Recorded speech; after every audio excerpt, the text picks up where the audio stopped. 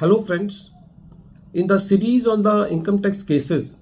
today we will discuss a very important case which is based on section 40A subsection 3 disallowance. As all we know that in the income tax proceedings or according to the Income Tax Act, that is as per section 40A subsection 3, if the assessee pays some expenses in cash beyond a specified limit, then the AO can disallow those expenses under section 40A subsection 3. The purpose of bringing section 40A subsection 3 was to discourage the cash payment, and the government was losing a lot of tax because the payments to whom were made were not shown into their income tax returns. But if the assessee proves during the assessment proceedings that the cash paid has a very traceable thing and there is no loss to the exchequer in the whole sequence of events. So the question before Delhi ITAT G bench in the present case was that whether in that case also the disallowance under section 40A subsection 3 is justified.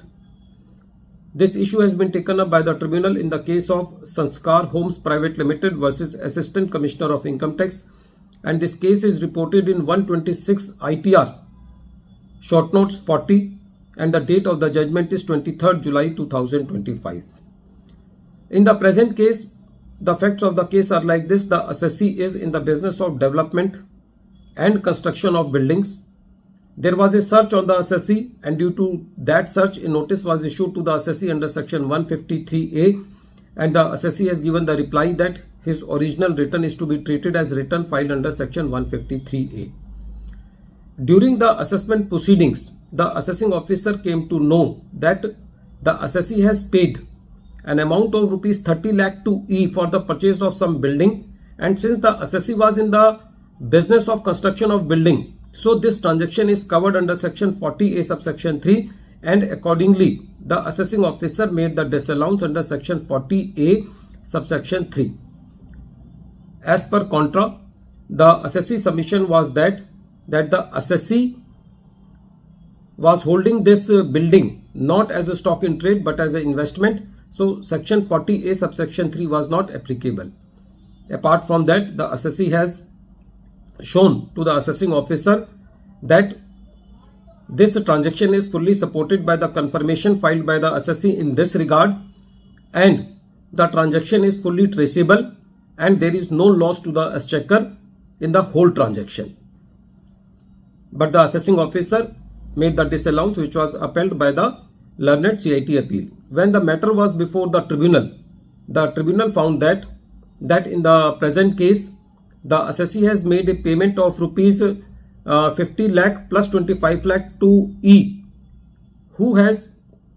purchased this land from P, but now the assessee has come into the picture, and now the assessee was paying this amount partly to E and partly to P, and whatever the amount was paid by the assessee to E, in that payment rupees 30 lakh was paid in cash. According to assessee, this amount was paid due to the E's insistence to pay in cash, and this was the business exigency as explained by the set of transactions by the assessee and by the confirmation filed by the assessee. The tribunal said that in the present case there was clear-cut transactions traceable and there was no loss to the exchequer, and the bona fides and the genuineness of the transactions in the present case cannot be doubted.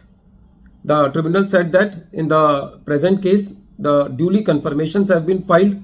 He has shown the amount in his income, so there is no loss to the income tax department as far as the tax is concerned, and the transactions are fully traceable and have been taken into account by both assessee and E to whom the payment has been made. The tribunal said that in the present case the revenue has not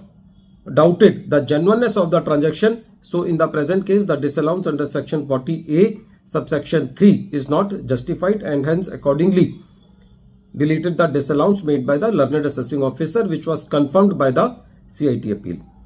At the end of this video, once again I am repeating the name of the case. The name of the case is Sanskar Homes Private Limited versus Assistant Commissioner of Income Tax, and this case is reported in 126 ITR Tribunal, short notes 40, and the date of the judgment is 23rd July 2025. Thank you, friends.